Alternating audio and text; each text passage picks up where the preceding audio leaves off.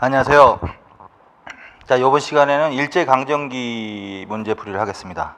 자, 교재 110페이지 펴보시고 챕터 18 일제강점기 통치방식. 먼저 이제 10년대를 통치방식을 전체적으로 한번 풀어보죠. 자, 1번 다음 식 일제의 통치방식으로 틀린 것을 고르면 총독은 육해군 대장으로 천황이 임명한다. 조선 주둔 헌병은 치안 유지에 관한 경찰 및 군사 정찰 임무를 담당한다. 전국 행정구역 13도로 나누고 그 밑에 부군도가 있으며 말단 행정 단위로 읍면룬다. 여기서 힌트가 나왔죠. 육해군 대장으로 천황이 임명한다. 육해군 대장에 한해서 그러면 무단 통치기지. 무단 통치기 대략 1910년대. 이때 특징은 총독은 육해군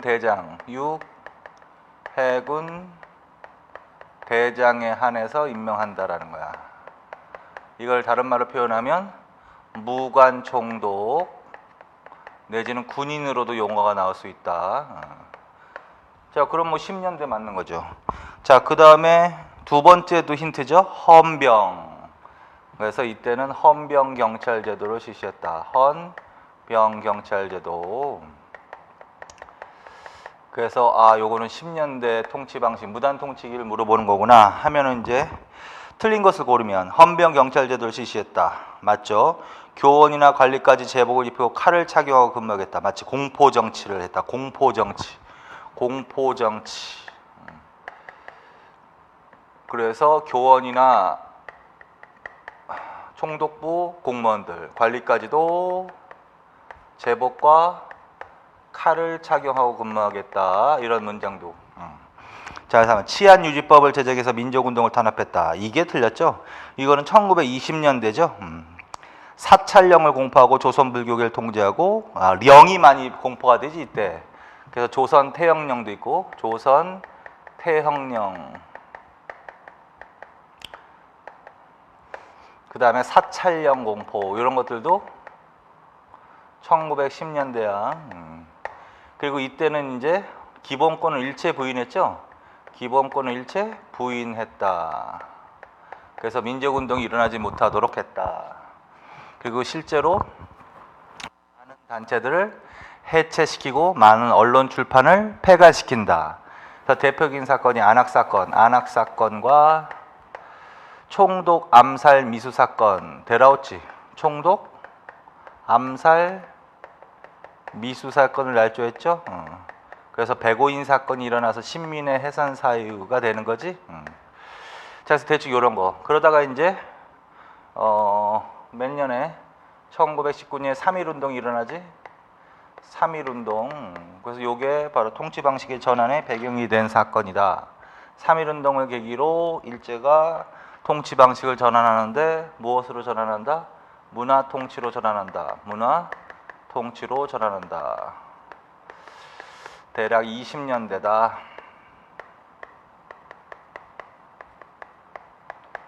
좀 크게 잡으면 중일전쟁까지 이렇게. 그래서 결국은 이때는 독립운동을 일부는 기본권을 일부 허용해 주는 거지. 기본권을 일부 허용해 주는 걸로 바꾸는 거지.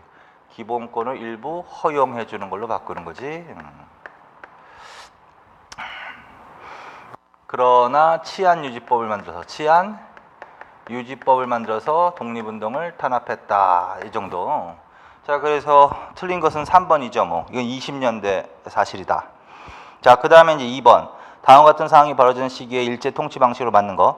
종로경찰서에서는 지난 음력 섣달 금음날 순사 100여 명이 관내 각처를 밀행하면서 거리를 배회하는 자들을 경찰서에 끌고 와 치조하고 그중 몸이 튼튼한 자 58명을 추려 볼기 10대씩을 때려보내고. 볼기 10대씩. 그게 바로 태형이라는 소리지. 볼기 10대. 태형이라는 걸 알아둬야 돼. 태형, 매지라는 거. 태형령.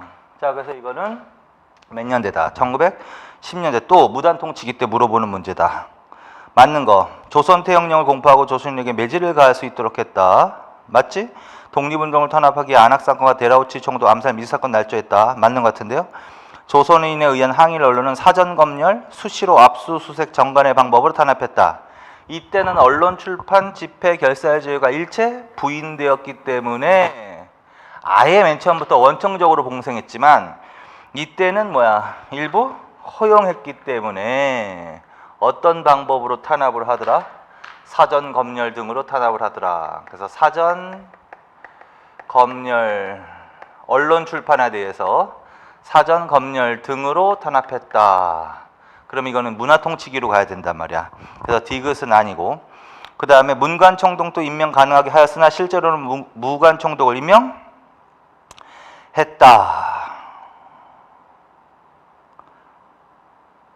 이것도 20년대지. 자, 그래서 육해군 대장, 무관, 군인을 임명하게 했으나 이때는 문관총독도 임명 가능하게 했다. 문관총독도 임명했다가 아니죠. 임명 가능하게 했다. 그러나 실제로는 한 명도 문관총독을 임명하지 않았으니 여전히 무관총독을 임명했다. 이런 소리가 되는 거지.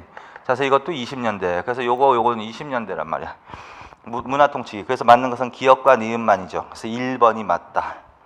자, 그 다음에 3번. 다음 법령이 공포되어 적용되던 시기에 일제정정책으로 틀린 거. 3개월 이하의 징역 또는 구류에 처해야 할 자는 그 정상에 따라 태형에 처할 수 있다. 그만 읽으셔야 된단 말이야. 태형령이다. 태형령. 1912년에 태형령. 자, 이때 그러면 이제 1910년대 물어보는 거지. 회사령을 공포하고 회사의 설립을 허가제로 운영하면서 민족기업의 성장을 억제하였다. 회사령 공포, 허가제, 민족기업의 성장 억제. 내용적으로 맞다. 2번 인삼의 전매제 실시, 재정 확충 맞다. 토지조사국, 토지조사령 공포, 토지수탈 정책 추진. 이게 토지조사 사업이죠. 그 다음에 4번 부정강 수력발전사하고 흥남 질소 비료. 이거는 20년대지. 그래서 10년대 경제정책이 그거다. 부전강 수력발전소하고 흥남 질소 비료 공장을 건립했다. 1910년대에는 경제 정책하면 그런 게 나와야지. 기간시설을 정비하기 시작했다. 기간시설을 정비하기 시작했다. 그 다음에 전매제를 실시했다. 인삼, 소금, 아편 등의 전매제를 실시했다. 그 다음에 산업 통제와 자원 침탈을 위해서 각종 영을 발표했다. 그게 이제 뭐다? 회사령 1910년이죠. 회사령. 그 다음에 삼림령과 어업령이죠. 삼림령과 어업령. 이거는 11년. 그 다음에 토지조사령.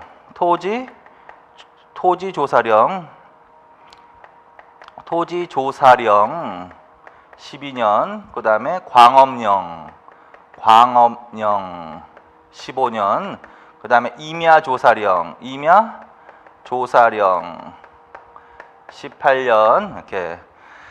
그리고 여기서 좀 뭘 더 신경 쓰라고 그랬죠? 회사령 있죠. 회사령과 그 다음에 토지조사령. 이거 토지조사 사업 말하는 거지? 자, 그래서 회사령을 공포하고 허가제, 민족기업의 성장을 억제했다. 그 다음에 토지조사령을 공포하고 토지조사 사업을 통해서 토지를 수탈하는 정책을 했다. 조선태형령은 1912년에 공포된 거고, 그러니까 토지조사령 공포되는 해하고 똑같은 거네. 그쵸? 자, 그래서 이렇게. 자, 그래서 틀린 것은 4번이죠, 뭐. 자, 그 다음에 4번. 다음 법령이 공포된 시기 일제 통치 방식으로 가장 부족한 것은 회사의 설립은 조선 총독부의 허가를 받아야 한다. 그만 읽어야 된단 말이야. 회사령의 일부 내용이지. 회사 설립을 허가제. 이때는 회사령을 개정하지. 회사령을 철폐 이래도 되고 개정해도 되고 철폐해도 되고 개정해도 되고. 그래서 회사 설립을 신고주의로 전환하는 거지. 일본 기업의 편의를 위해서. 자, 그래서 이건 또 10년대 또 물어보는 거야. 자, 그러면 1번 식민 통치를 효율적으로 추진하기 위해서 기관시설을 정비하기 시작했다. 맞지? 조선인에게는 일체 기본권을 인정하지 않고 독립운동을 철저히 탄압했다. 맞죠? 자, 그 다음에 조선인에게는 고등교육을 제한하고 보통교육이나 기술교육에 한정하는 우민화 교육제. 그게 조선교육령이지. 조선교육령. 교육령. 그래서 교육과 관련되어 있는 것은 뭐다? 조선교육령이다. 조선교육령. 그래서 조선태영령, 사찰령, 그다음에 조선교육령, 1차 조선교육령. 그리고 20년대는 2차 조선교육령이 공포가 되지. 2차 조선교육령이 공포가 되지. 그리고 특징, 이때는 대학 설립을 허가하지. 대학 설립을 허가하고 조선인의 수업 기간을 연장하고 뭐 대충 이런 것 등등등이 나오는 거지. 그래서 요게 더 잘 나온다 그랬죠? 2차 조선교육. 그러나 어쨌든 의미나 교육 정책은 변함이 없단 말이야.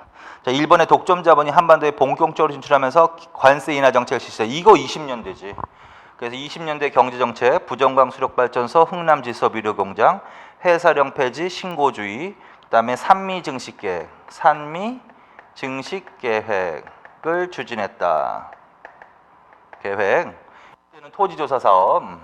그다음에 일본의 독점 자본이 본격적으로 진출한다. 독점 자본이 대기업들, 독점 자본이 본격적으로 진출하기 시작하는 때다. 그래서 이들의 경쟁력 강화를 위해서 관세 인하 정책을 한 거 맞지? 관세 인하. 그래서 이러한 움직임에 대응해서 일어난 민족운동이 물산장려운동이라고 그랬죠. 물산장려운동. 그래서 답은 4번이 되겠습니다. 자, 그 다음에 이제 5번. 다음 법령이 공포된 순서대로 바르게 나열한 것은 해사령 10년, 그 다음에 토지조사령 12년, 광업령 15년, 임야조사령 18년. 그럼 그대로 순서가 되네. 해사령, 그래서 이제 전체적으로 해사령 10년, 삼림령, 어업령 11년, 토지조사령 12년, 광업령 15년, 임야조사령 18년. 그래서 이거 다 1910년대. 기타 조선태영령, 사찰령, 조선교육령 등도 공포되었다. 특히 조선태영령은 1912년. 자, 그래서 맞는 것은 기역, 리은, 디귿, 리을로 가면 되겠습니다. 그래서 1번이 답이죠, 뭐. 자, 그다음 6번. 일제강점기 실시된 다음 정책에 대한 설명을 틀린 거? 자, 토지의 조사 및 측량은 본령에 의한다. 힌트가 먼저 나왔어. 조사 및 측량. 4관. 토지 소유자는, 이게 이제 핵심 내용일 수가 있어. 토지 소유자는 조선 총독이 정하는 기간 내에 주소, 시명, 명칭 및 소유지의 소재, 지목, 자본호, 사표, 등급, 지적 결수를 임시토지조사국장에게 신고하여야 한다라는 거지. 그래서 그 기한부 신고주의라고 한 거지. 그래서 토지조사 사업에 관한 거죠. 그래서 이 토지조사량의 일부 내용이다. 토지조사와 측량이 이루어졌다. 토지 소유자는 기한을 정해서 자신의 소유권과 관련돼 있는 내용, 주소, 성명, 뭐 등급, 토지 결수 등등등등등등. 그거는 중요하지 않다 그랬죠. 그거 등을 어떻게 신고해야 된다. 그래서 이 기한부 신고주의와 관련되어 있는 내용이 나온 거지. 그래서 토지조사 사업을 물어본 거죠. 그러면 1번 기한부 신고주의에서 소유권을 신고하도록 했다. 역둔토, 궁장토 등을 비롯한 국유지나 문중 땅 등 많은 토지가 총독부 소유로 이전되었다. 총독부는 동양척식 주식회사를 설립하고 약탈한 토지를 관리하겠다. 조선 농민들은 대부분 몰락했다. 기한부 계약에 의한 단순 소장농으로 전락하게 되었다. 자, 이건 조심해서 읽어야 돼.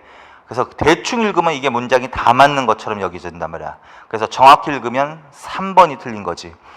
동양척식 주식회사를 설립한 것은 이때가 아니라고 말씀드렸죠. 그래서 그거 조심해서 읽으라고. 그래서 조선 동양척식 주식회사는 대한제국 시기 때 1908년이야. 1908년 설립은 1908년. 그때 설립돼서 이때도 있는 거야. 일제강점기 때도. 그래서 설립하고만 빼면 맞아. 그래서 동양척식 주식회사로 하여금 약탈한 토지를 관리하겠다. 그러면 맞아도 설립하고는 아니란 말이에요. 그래서 그거 조심해서. 나머지는 다 맞는 문장이죠. 그래서 3번 틀렸다. 7번. 토지조사 사업에 대한 설명으로 맞는 것을 고르면 근대적 토지 소유권 제도의 확립을 선전하였으나 토지 수탈의 근본 목적이 있었다. 이건 좀 맞는 것 같은데? 토지 소유권자는 신고와 상관없이 소유권을 인정받았다. 그렇지 않습니다. 신고를 해야 됩니다. 그래서 기한부 신고주의. 3번 농민들은 소장농으로 전락시켰으나 도지권 등 소장농의 일부 토지에 대한 권리는 인정했다. 이건 어떻게 이해를 했어? 크게 토지조사 사업을 통해서 조선의 대부분의 농민들은 몰락했는데 단순한 기한부 계약에 의한 소장농으로 전락시켰고 그 다음에 토지에 대한 일체의 권리를 인정하지 않았다가 돼야 돼. 일부 인정했다도 안 되는 거야. 자, 그래서 답은 3번은 틀린 문장입니다. 그 다음에 4번. 지주제를 약화시킴으로써 조선의 기존 지주를 몰락시켰다? 아, 이거 아니죠. 반대지, 반대. 지주제를 오히려 강화시켰고 기존의 조선의 대지주들은 더욱더 토지를 확대시킬 수 있었다. 그래서 지주들이 몰락했다 이러면 안 돼. 농민들이 몰락했으면 몰라도. 자, 그래서 답은 1번을 맞게 해야 되는 거죠. 자, 그 다음에 8번. 다음 내용과 관련 있는 일제의 통치 방식에 대한 설명을 맞는 것을 고르면 핵심적인 친일 인물들을 골라 이들을 귀족, 양반, 유생, 부호, 교육과 종교가에 침투시켜 계급과 사정을 참작하여 각종 친일 단체를 조직하게 한대? 이거 더 읽어볼 필요도 없지. 일단 크게 빨리 읽으시고 판단을 해야 돼. 이거는 3.1운동 이후 부임한 사이토 총독. 사이토 총독이 친일파 양성책을 구상한 거지. 이 사람이 바로 문화통치를 기획한 사람인데 이 사람의 친일파, 새로운 친일파 양성책을 말하는 거야. 그래서 20년대는 기만적인 유화 정책을 한다는 거고, 그래서 새로운 친일파를 양성해서 민족운동을 분열시키고 조선인들을 회유, 변절시키는 데 주력했다. 이런 식으로 가야 된단 말이에요. 자, 그래서 결국 이거는 문화통치 물어보는 거야. 그럼 1번, 독립운동을 탄압하기 위해 총독 암살 미사건을 날조해서 백오인 사건이 발생했다. 이거는 무단통치기 때지. 친일파를 양성하고 민족운동을 분열시키는 데 주력했다. 이게 맞는 것 같은데. 국민정신 총동원 조선혁명을 통해 주민생활 전반에 대한 통제를 강화했어? 이건 아니죠. 이거는 어느 때야? 자, 이렇게 하다가 이제 세계대공황을 계기로 세계대공황을 계기로 일제가 민족 말살 정책을 하게 되는데 황국신민화 정책. 대략 이제 이거는 이제 30년대 이제 45년 해방될 때까지라고 하는데 이걸 분기점으로 잡으면 중일전쟁 37년, 중일전쟁 37년, 중일전쟁 계기로 본격화했다. 그래서 중일전쟁 이후에 실시한 정책, 국가총동원법, 국가총동원법을 제정하고 인적 38년, 인적 물적 자원의 수탈을 본격화했다. 이것에 의해서 국민정신 총동원 조선연맹, 국민정신 총동원 조선연맹이라는 것들을 만들었다 했지. 이것도 38년. 좀 뺍시다. 자, 그래서 38년 중일전쟁을 계기로 본격화한다. 37년 중일전쟁을 도발하고 민족말살 정책을 본격화한다. 그 이후에 나타난 사실로 맞는 것은 국가총동원법을 제정했다. 그래서 인적 물적 자원의 수탈을 본격화했다. 이것에 의해서 조선의 국민정신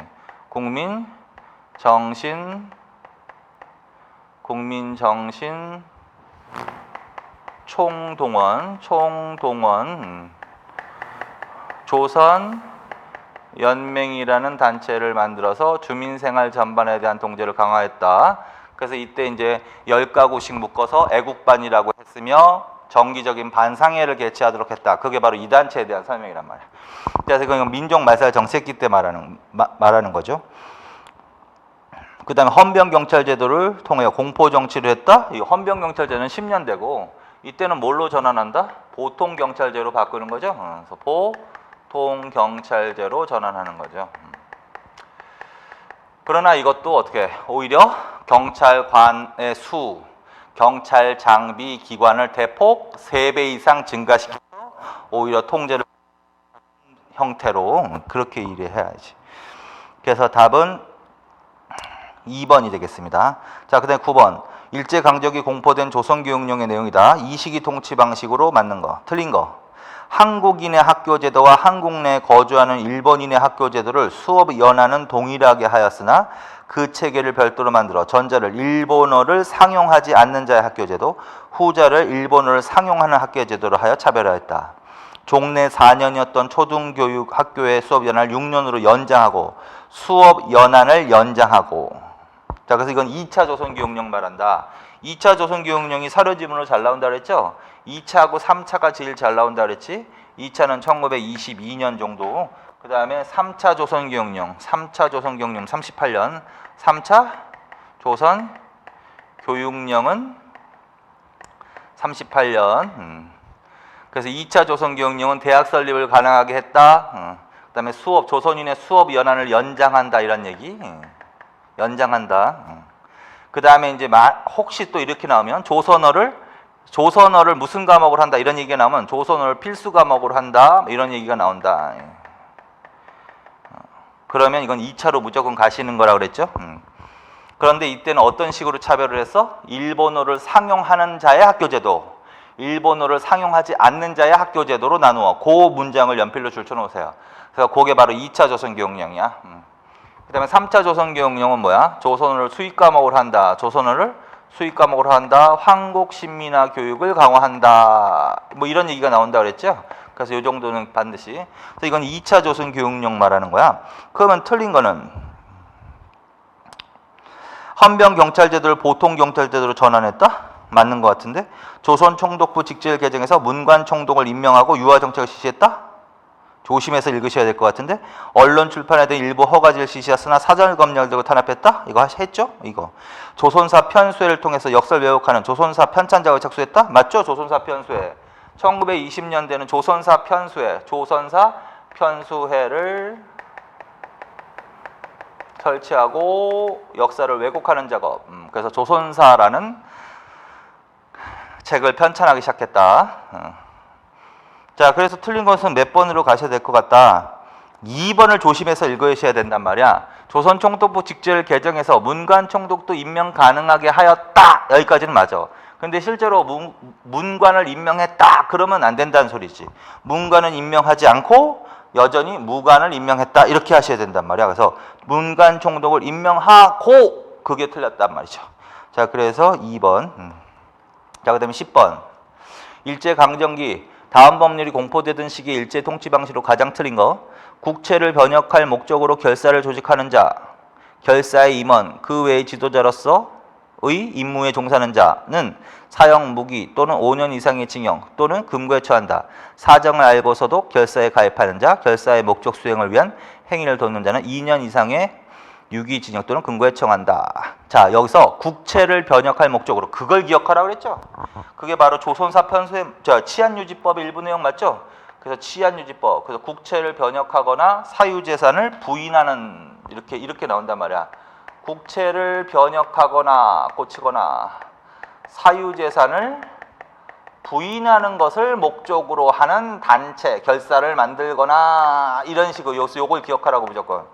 그래서 국채를 변역하거나 사유재산 제도를 부인하는 내용은 처벌한다 이런 얘기가 나온다. 그러면 치안유지법이라고요.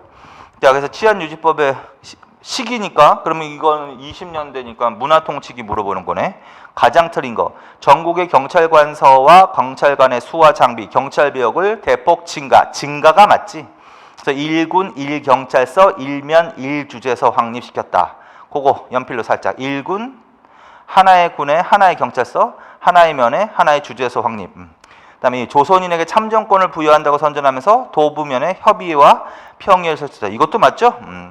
20년대 유화정책, 회유정책을 하는 과정에서 참정권, 조선인에게도 정치적 권리를 부여하겠다라고 선전하는 거지.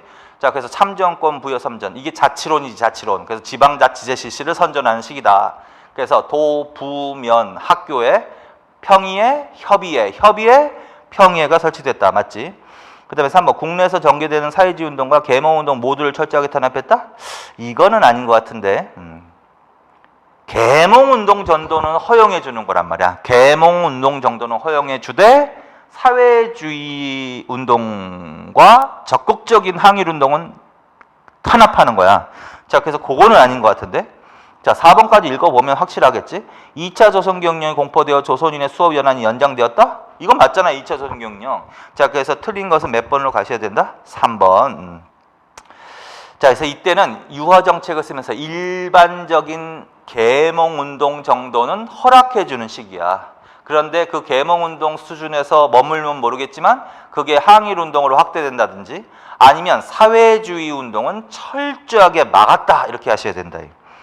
자, 그 다음에 11번 일제강점기 아래 내용과 관련된 정책에 대한 설명 틀린 거. 토지 개량 사업과 농사 개량 사업이 이루어졌다. 토지 개량과 관련해서는 관계 개선, 지목 변경, 개간 및 간척 사업. 농사 개량은 시비 증대, 우량 품종 보급. 이거는 뭐와 관련되어 있는 사업들이야? 이거는 산미 증식 계획과 관련이 있는 거죠. 자, 그래서 경제와 관련해서는 10년대 토지조사 사업과 20년대 산미 증식 계획이 제일 잘 나온다고 그랬죠. 자, 그래서 이거는 산미 증식 계획에 대한 거야. 틀린 것을 고르면. 토지에 대한 측량 조사가 이루어지고 기한을 정하여 소유권을 신고하도록 했다. 이 내용은 바로 10년대 이미 했지. 그게 바로 토지 조사 사업이죠. 자, 2번 조선인의 1인당 쌀 소비량이 감소하고 작곡 소비량이 증가했다. 맞죠? 그래서 쌀이 다소 증가하였으나 증가된 양보다 더 많은 쌀을 일본으로 반출시켰기 때문에 오히려 이 사업의 결과로 1인당 조선인의 쌀 소비량은 감소가 맞아. 그래서 대신 잡곡으로 연명해야 됐다. 그래서 반대로 작곡 소비량은 급증할 수밖에 없었던 거고, 그 다음에 그 작곡 소비가 증가함에 따라서 만주로부터 잡곡 수입이 증가했다. 이런 식으로 머릿속으로. 그 다음에 조선 농민들은 수리조합비나 비료 대금을 비롯한 각종 비용 부담이 늘어나 생활이 더 어려웠다. 맞죠? 그다음에 일본의 식량 부족을 해결하기 위해서 실천 정책이다. 맞죠? 이게 1번이 답이죠. 1번만 토지조사 사업에 대한 거고 2, 3, 4가 바로 산미증식 계획에 대한 내용이다. 자, 그 다음에 12번. 밑줄 친 이 시기의 상황으로 가장 적절하지 않은 것을 고르면 이 시기 미쯔이 재벌을 비롯해서 미쯔비시, 노구치 재벌 등 일본의 독점 자본이 본격적으로 진출했다. 일본의 독점 자본이 본격적으로 진출하기 시작한 시기는 어느 때다? 1920년대부터란 말이야. 자, 그래서 이것도 1920년대 물어보는 것 같은데, 적절하지 않은 것은 일본 기업의 편리를 위해 회사령을 철폐하고 회사 설립을 신고주의로 전환했다. 맞는 것 같은데, 일본 기업의 경쟁력 강화를 위해서 관세 인하 정책 맞는 것 같은데, 병참기조, 이건 전쟁과 관련이 있는 거잖아요. 전쟁과. 그래서 병참기조화는 뭐야? 1930년대부터지. 그래서 1930년대 세계대공황으로 무슨 정책을 시행해서? 민족 말살 정책을 시행하면서 병참기지화 정책을 하는 거지. 병참기지화 정책을 하고 군수공업 중심으로 산업구조를 개편하는 거지. 그래서 병참기지화라는 단어, 군수공업 위주의 공업화 전략. 그러면 이거는 전쟁과 관련이 있다. 그랬으니까 30년대로 들어가야 되는 거죠. 그래서 이게 틀렸죠. 자, 그 다음에 관세 철폐 움직임에 대응해서 물산장려운동이 전개되겠다. 맞죠, 이거? 자, 그래서 답은 12번에 가장 적절하지 않은 것은 3번 같습니다. 자, 그 다음에 13번. 일제가 시행한 이 정책에 대한 설명으로 가장 틀린 것을 고르면 더 많은 쌀을 일본으로 가져가기 위해서 추진된 이 정책으로 말미암아. 고만 읽어야지 뭐. 더 많은 쌀을 가져가기 위해서 실시한 정책. 그게 바로 산미증식 계획이죠.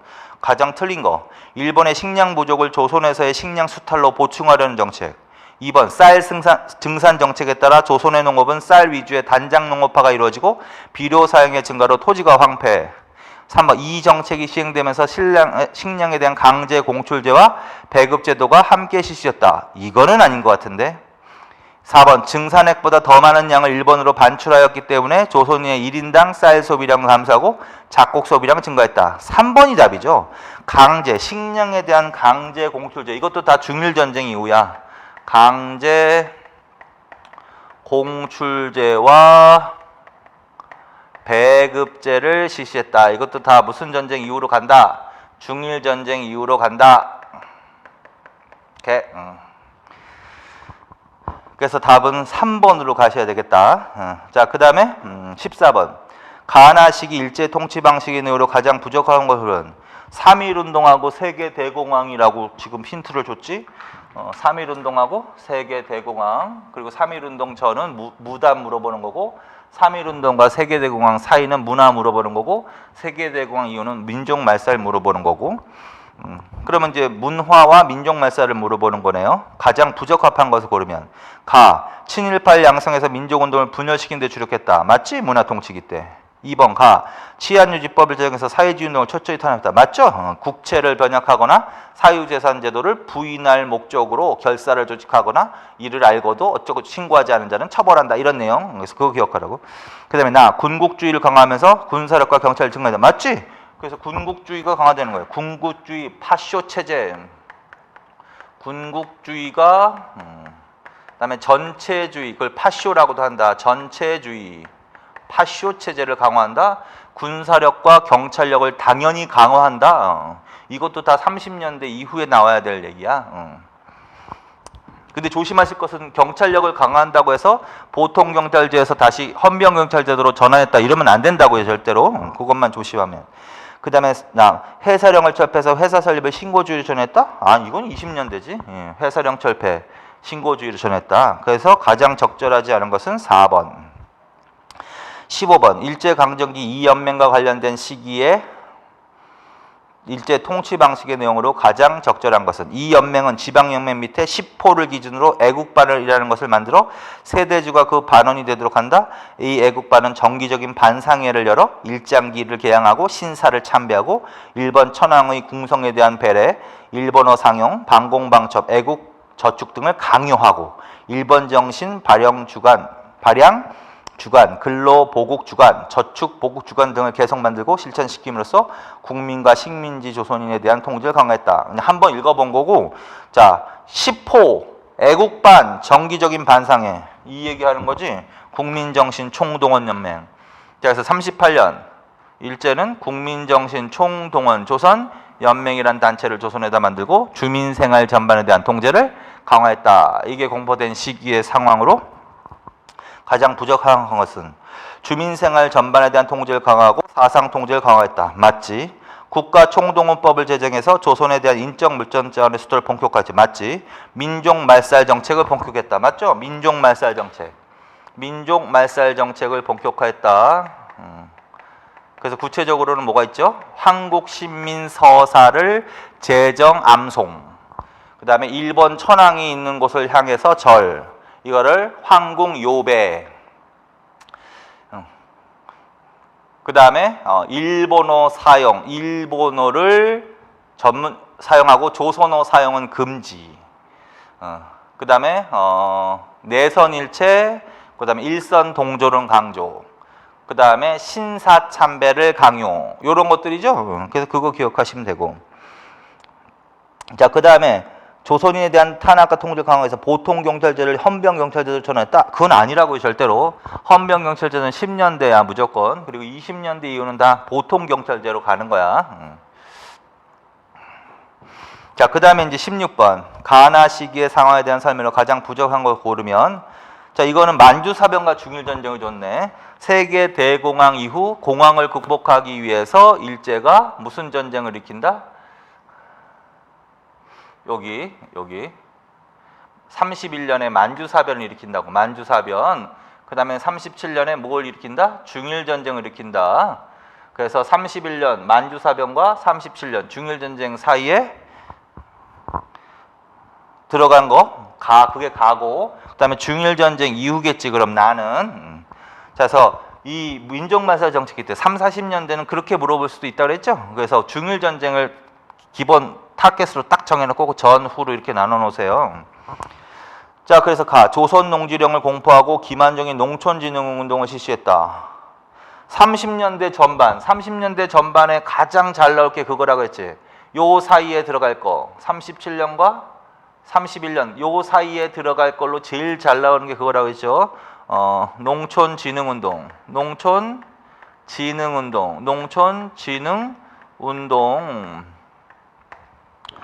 그리고 이제 이거와 관련해서 공포된 게 뭐가 있죠? 조선 소작 조정령, 자장 농지 창설 유지 사업 32년에 공포되고, 그다음에 조선 농지령 34년에 공포되고. 자, 그래서 32년, 34년에 그런 것들이 공포돼요. 근데 그 중에서 제일 잘 나오는 게 조선 농지령이라고 그랬지. 자, 그래서 조선 농지령이 딱 나오는 순간 이거 농촌진흥 운동이구나. 그러면 이거는 요 사이에 들어갈 가장 잘 나오는 거라고 말씀드렸죠. 그럼 가는 맞는 것 같은데. 2번 국민징용령을 공포하고 조선을 강제노역에 동원했다? 이게 틀린 것 국민징용령 1939년이지. 그래서 국민 징용령은 1939년에 공포가 되는 거죠. 그래서 국민징용령 공포. 그러면 나지 가가 아닌 거죠, 그렇죠? 그 다음에 근로동원, 근로보국대 이거 맞지? 자, 그래서 이때는 청년들뿐만 아니라 남자들뿐만 아니라 학생, 근로동원이라는 이름으로 근로동원이라는 학생들과 그다음에 근로보국대라는 이름으로 여성들도 어떻게 강제로 많이 동원하는 시기다. 그래서 여성들 동원해가지고 결국 위안부, 정신대 근무령도 공포되는 거지. 44년에 정신대 근무령. 자, 그래서 39년에 징용령, 그 다음에 30년대 후반이라고 같이 근로동원, 근로보국대라는 이름으로 학생과 여자들도 전쟁에 동원했다. 심지어는 이렇게 동원된 여성들을 위안부로도 사용했다. 그래서 정신대 근무령을 공포했다. 자, 그 다음에 조선어 사용을 금지하고 일본식 성과 이름의 사용을 강요하는 등 민족 말살 정책을 실시했다. 맞다고. 그래서 민족 말살 정책을 아까 본격화한 거, 민족 말살 정책을 본격화하는 시기가 또 중일 전쟁 이후다. 그래서 구체적으로 어떤 게 있다고 그랬죠? 황국신민서사라는 것을 제정, 암송을 강요했다. 그래서 나는 천황의 충실한 신하와 백성이 되겠다 이렇게 막 이렇게 다짐을 하는 거 있어. 학생용, 어른용으로 이렇게 만들어서. 자, 그 다음에 천황이 사는 황궁을 향해서 절하게 한다. 황궁요배. 그래서 황국신민서사 암송 강요. 그 다음에 황궁요배. 그 다음에 신사참배 강요. 신사는 이제 천황의 조상들을 모셔놓고 제사를 지내는 곳이란 말이야. 그러면 일본의 조상이란 말이야. 근데 그거를 우리나라 사람들로 하여금 어떻게 제사 지내게 하는 거지. 그래서 신사참배 강요. 그 다음에 조선어 사용을 금지, 일본어만 사용하게 한다. 그 다음에 일본식 성과 이름을 사용하겠다. 그 일명 창씨개명이라고 하는 거지. 창씨개명. 그 다음에 내선일체, 일선동조론을 강조했다. 그래서 계속 그게 민족말살 정책의 구체적인 내용이다. 그래서 이제 부적합한 걸 고르면 2번이겠네요. 2번. 그렇죠? 2번. 그 다음에 17번. 다음 법률이 공포된 이후의 상황으로 가장 부적합한 것은 국가총동원이란, 그만 읽어도 돼. 그게 바로 국가총동원이라고. 국가총동원법. 국가총동원법이라고요. 국가총동원법. 자, 그 다음에 그러면 이 관련된 시기에 들통만 1번 주민생활 전반에 대한 통제를 강화하고 사상 통제를 강화했다. 국민정신 총동원 조선연맹 등을 통해서. 2번 국가총동원법을 제정해서 조선에 대한 인적 물적 자원의 수탈을 본격화했다. 민족말살 정책을 이거 잘못 읽었네요. 자, 17번에 3차 조선기용령을 공포하고 한국신민화 교육 정책을 강화했다. 맞죠? 3차 조선기용령 38년에 3차 조선기용령 주요 내용은 조선어를 수익 과목으로 한다. 한국신민화 교육을 강화한다. 2번 내선일체 일선동전을 강조해서 민족말살 정책을 본격화했다. 맞지? 민족말살 정책을 본격화했다. 한국신민서사 제정 암송을 강요했다. 황궁요배하게 했다. 그 다음에 창씨개명을 강요했다. 일본식 성과 이름 사용. 그 다음에 조선어 사용은 금지했다. 그 다음에 내선일체, 일선동조련 등 그런 것들. 자, 그 다음에 3번 조선소작 조정령 자작농지 창설 유지사업 조선농지정 등을 공포하고 농촌진흥운동을 실시했다.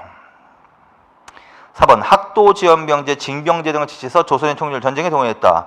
답은 3번이네요. 그러니까 결국은 공포된 이후의 상황이라고 그랬잖아. 그럼 국가총동원법 공포된 이후, 그러니까 38년 이후의 것들이란 말이야. 그래서 국가총동원법, 국민정신총동원 조선연맹, 3차 조선교육령, 강제공출제하고 식량에 대한 강제공출제하고 강제배급제 실시, 국민징용령, 그 다음에 근로동원, 근로보국대, 정신대 근무령, 그 다음에 이제 육군특별지원병제. 그게 그거지 뭐 전쟁에 동원하는 거. 육군특별지원병제 이것도 38년이지. 그 다음에 학도지원병제, 이거는 43년이지. 그 다음에 징병제, 이거는 44년이죠. 꼭 뭐 외운다기보다는 뭐 외우면 좋겠지만 그냥 계속 반복해서 읽으세요. 육군특별지원병제 38년, 학도지원병제 43년, 징병제 44년, 정신대 근무령과 징병제 44년, 민족 말살. 그래서 요새는 이런 식으로 문제가 잘 나온단 말이야.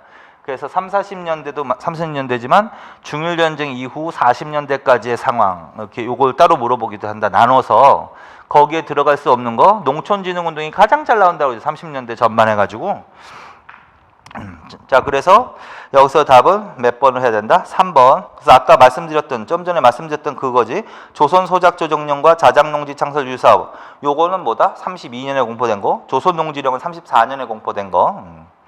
그다음에 소작쟁이를 사법기구로 조정해 주겠다.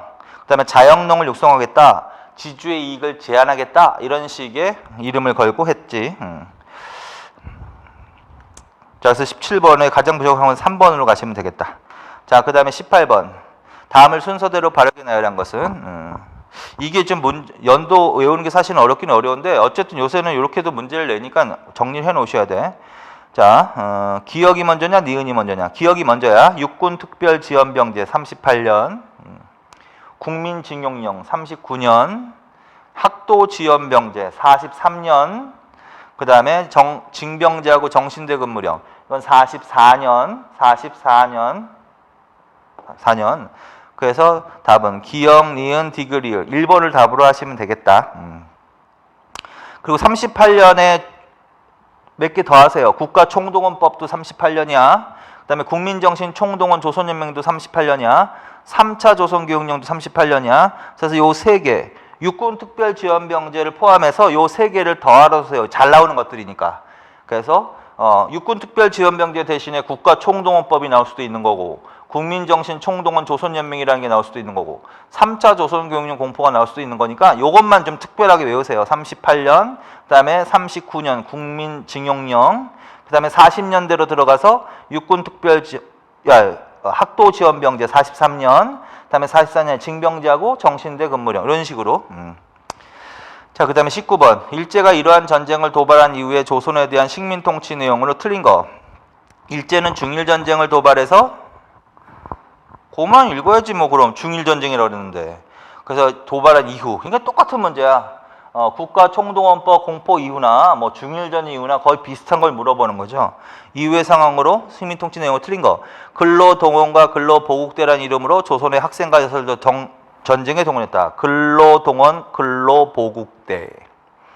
식량에 대한 강제공출제와 배급제. 강제공출제하고 배급제 실시. 산미증식계획을 재개. 요렇게는 나올 수 있어. 산미증식계획을 재개한다. 산미증식계획은 20년대지만 34년에 중단된다고. 중단되고 다시 재개한다. 산미증식계획을 재개한다. 이렇게는 나올 수 있다. 농민들의 불만을 무마시키기 위한 기만적인 농촌진흥운동을 전개했다. 그러니까 이건 정확하게 이제 나눠서 물어본 거란 말이야. 계속 나오잖아. 중일전쟁, 뭐 38년 국가총동원법 이후의 상황이 아니란 말이야, 이거는. 그래서 농촌진흥운동을 답으로 하셔야 되겠다. 그래서 또 성급하신 분은 3번 하지 말고 3번은 재개라고 했잖아. 재개라고 하면 30년대 후반에 재개될 수도 있어. 그래서 그건 맞는 거야. 그래서 여기서는 3번으로 답을 하시면 안 되고 4번. 그 다음에 20번. 다음 표와 관련된 민족운동이 전개되던 시기상으로 가장 거리가 먼 것을 고르면 아는 것이 힘 배워야 산다. 가르치자 배우자 다 함께 분하로도. 이것도 잘 나오는 거죠. 아는 것이 힘 배워야 산다. 그거는 아마 29년부터 34년까지 전개되는 걸걸. 조선일보가 주도한 걸걸. 일명 문자 보급운동이라고 했을걸. 문자 보급운동. 그 다음에 가르치자 배우자 다 함께 분하로도. 그는 31년부터 34년까지 전개된 운동일 거요. 동아일보가 주도했을걸. 그게 바로 분하로도 운동 아니야? 민중 속으로. 자, 그래서 결론은 이것도 몇 년대로 간다. 30년대 전반으로 가는 거야. 30년대 전반. 그래서 30년대 전반에 제일 잘 나오는 거. 30년대 전반에 민족운동 하면은 뭐야? 문명퇴치운동, 문자보급운동과 분하로도 운동. 그 다음에 이때 정책은 같은 시기란 말이야. 농촌진흥운동. 근데 조심하실 것은 일제가 시행한 정책은 농촌진흥이라고 하는 거지. 농촌진흥이라고 하는 거고 우리나라 사람들이 전개한 농촌 문맹퇴치운동은 농촌계몽운동이라고 하는 거지. 이건 크게는 농촌계몽운동이라고 하는 거지. 그래서 1930년대 전반에 전개된 농촌계몽운동은 문자보급운동과 분화로드운동, 문맹퇴치운동을 말하는 거고 이 운동이 전개되던 시기에 일제가 시행한 농촌정책을 하면 진흥운동이라고 해야 돼. 그래서 그거 조심해서 하세요. 자, 그래서 이 시기의 상황으로 가장 거리가 먼 것을 고르면 그럼 일제는 기만적인 농촌진흥운동과 남면 북양정책을 실시했다. 30년대 일제가 시행한 정책이 농촌진흥운동과 무슨 운동이다? 남면 북양. 하나 더 추가하면 남면 북양이다. 남면 북양은 무슨 뜻이다? 남쪽은 면화를 재배하고 북쪽은 양을 사육하게 한다. 그래서 이거는 군수공업의 원료를 확보하기 위한 정책이고 이거는 농민들의 불만을 무마시키기 위한 기만적인 농촌정책이고 자, 그 다음에 병참기지화 정책을 실시했다. 병참기지화 정책, 군수공업, 혁명적 농민조합운동이 정해되겠다. 자, 농민운동과 노동운동은 20년대부터 일어났지만 이때부터 처음부터는 아니고 20년대 후반에서 30년대 들어가면 앞에 뭐가 붙어야 된다? 혁명적 적색 농민 노동조합 설립운동 이렇게 가야 된다. 황국신민서사를 제정하고 암소를 강요하는 등 민족말살 정책을 본격화했다. 이게 가장 거리가 멀 것 같은데? 자, 그래서 시기적으로 농촌진흥운동과 농촌계몽운동이 전개된 시기는 30년대 전반이고 황국신민서사 암송 이것뿐만이 아니라 거기 등에는 황국신민서사 암송, 황공요배, 그 다음에 일본식 성과 이름 사용 강요, 창씨개명, 그 다음에 조선어 사용 금지, 내선일체, 일선동조론 이거 계속 같이 다녀야지. 이게 민족 말살 정책은 중일전쟁 이후에 본격화된다. 민족 말살 정책. 그래서 답을 4번을 가장 거리가 먼 것은 4번을 여기서 고를 수밖에 없는 거지. 그 다음에 21번 1940년대 한반도 상하로 가장 주자리 앉은 거 40년대 일장기 말소 사건이 발생해서 언론에 대한 탄압이 심화되었다. 동아일보와 조선일보를 폐간했다. 조선어 학회 사건을 계기로 조선어 학회가 해체되었다. 국민학교령을 공포하고 소학교를 국민학교로 변경했다. 가장 적절하는 것은 1번이죠. 요거는 좀 어려울 수 있어. 왜? 연도를 정확히 알고 있어야 되니까. 일장기 말소 사건은 36년이죠. 그래서 1936년에 일장기 말소 사건. 그게 아닌 거지. 동아일보하고 조선일보를 폐간시킨 거 그건 40년이고 조선학교 사건을 계기로 조선학교 해체 42년이고 국민학교령 공포 이것도 41년으로 간다. 자, 그래서 2, 3, 4는 40년대 1번은 30년대 거지. 그 이 중에서 40년대 의도적으로 40년대 시작되는 거 요 정도 학도지원병제, 징병제, 정신대근무 이렇고 나머지는 30년대 후반부터 시작돼서 계속 가는 거지만 요거는 특히 40년대로 특히 더 알아두세요. 자, 그래서 적절하지 않은 1번으로 갑시다. 자, 여기까지 풀겠습니다. 이번 시간에는 이제 일제강점기 통치 방식에 대해서 문제를 푸셨습니다. 다음 시간에는 이제 민족운동에 대해서 이제 문제풀이를 하겠습니다. 수고하셨습니다.